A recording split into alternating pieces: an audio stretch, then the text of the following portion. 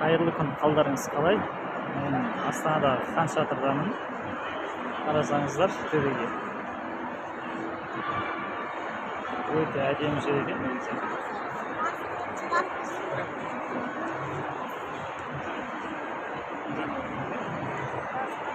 Енді қазір қыс мезгілі болғандықтан дала кәдімгідей салқын екен.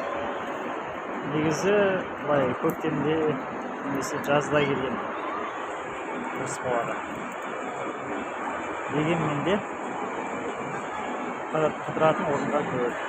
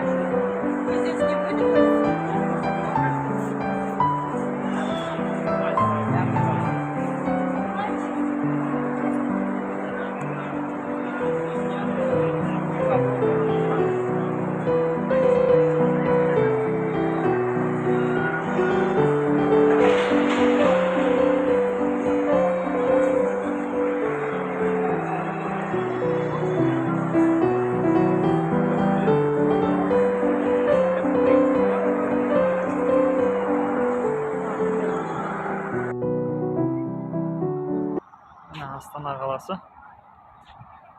Хан Шатыр, жаңа Хан Шатырдың ішіне кіріп шықтық. Өте әдемі жер.